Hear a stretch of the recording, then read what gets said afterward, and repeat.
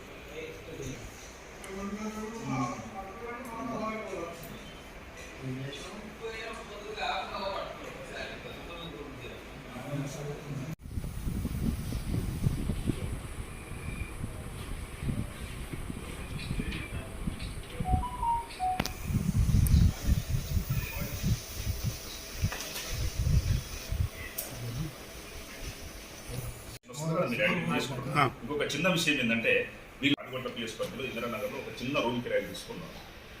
అలా room check చేసినప్పుడు మనకు ఒక గ్యాస్ సిలిండర్ దొరికింది. గ్యాస్ సిలిండర్ అంటే ఈ ఏటీఎం సెంటర్లు కట్ చేస్తానికి ఉపయోగిస్తారు కదా, అటువంటిది ఎల్పిజి గ్యాస్ సిలిండర్, పొడుగు గ్యాస్ సిలిండర్ ఒకటి దొరకడం జరిగింది. దానికి సంబంధించిన బ్రేడ్లు కూడా దొరికింది మనకు. ఎందుకంటే వీళ్ళు ఏం చేస్తారంటే ఫ్యూచర్ ఏముందంటే ఇవి ఇవి కొంతకాలం చేసి ఒక సెట్ అయిన తర్వాత ఈ ఏటీఎం అఫెన్స్ చేయాలనేటటువంటి ప్లాన్లో కూడా ఉన్నారు.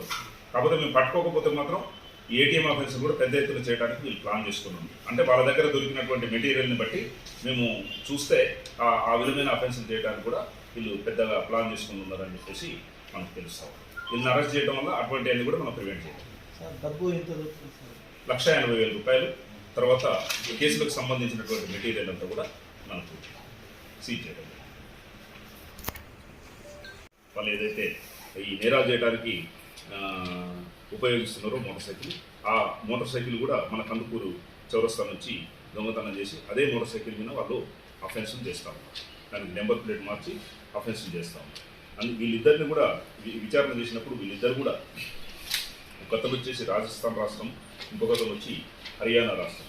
రాజస్థాన్ అతని పేరు లియాకత్ షేక్ షాబుద్దీన్, 36 years ఇతను. తర్వాత ఇంకొకతను మహమ్మద్ సువాలే, 26 years. వీళ్ళిద్దరు కూడా రెండు రాష్ట్రాలు డిఫరెంట్ అయినప్పటికీ కూడా ఇద్దరు రిలేషన్, ఇద్దరు బావమరుదులు అవుతారు. ఇద్దరు బోర్డరింగ్ విలేజెస్ ఇద్దరి, ఈ రాజస్థాన్కు హర్యానాకు మధ్యన బోర్డరింగ్ విలేజెస్. దాంతో వాళ్ళిద్దరూ మధ్యలో రిలేషన్స్తో వాళ్ళు ఇక్కడ వచ్చి జేసీబీ ఆపరేటర్ మీద పనిచేస్తూ ఈ రకమైనటువంటి నేరాలు చేస్తున్నారు. వీళ్ళిద్దరిని కూడా మేము అరెస్ట్ చేసిన తర్వాత వాళ్ళ దగ్గర ఈ కాపర్ ఎక్కడెక్కడనైతే వాళ్ళు అఫెన్స్ చేసినారో ఎక్కడ కూడా కొంత అమ్ముకున్నారు, కొంత వాళ్ళ దగ్గర మనకు రికవరీ కావడం జరిగింది. వాళ్ళ దగ్గర కొంత, తర్వాత వాళ్ళు అమ్మిన వాళ్ళ దగ్గర కూడా కొంత రికవరీ కావడం జరిగింది. అవన్నీ కూడా మేము రికవరీ చేసినాం. రికవరీ చేసిన ఇప్పుడు ప్రస్తుతం ఈరోజు ఈ నేరస్తులు ఇద్దరిని కూడా అరెస్ట్ చేసి కోర్టుకు పంపిస్తున్నాం.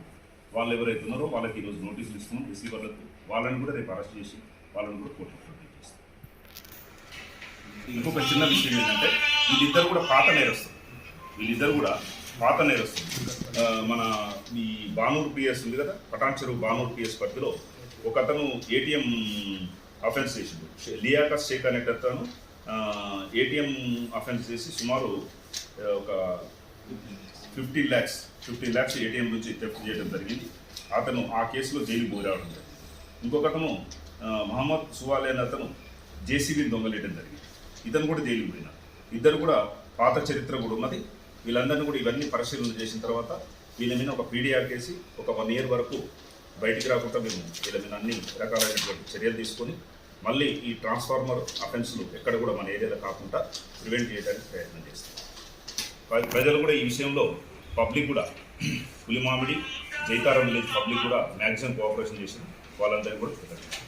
లైన్మెన్ అదేవిధంగా ఈ ఎలక్ట్రిసిటీ డిపార్ట్మెంట్ వాళ్ళు కూడా మనకు ఎక్కడ ట్రిప్ అయినా 3-4 times ఎక్కడ ట్రిప్ అయినా ఇన్ఫర్మేషన్ ఇవ్వడం జరిగింది. వాళ్ళకు కూడా మేము ఈ సందర్భంగా నేరస్తులు పట్టుకోవడానికి పబ్లికే కాదు ఎలక్ట్రిసిటీ డిపార్ట్మెంట్ కోఆపరేషన్ మా పోలీస్ డిపార్ట్మెంట్ కోఆపరేషన్తో ఈ నేరస్తులను పట్టుకున్నాం. మేము ముఖ్యంగా ఎలక్ట్రిసిటీ డిపార్ట్మెంట్ వరకు పులిమామిడి విలేజర్స్ కూడా మేము కృతజ్ఞతలు.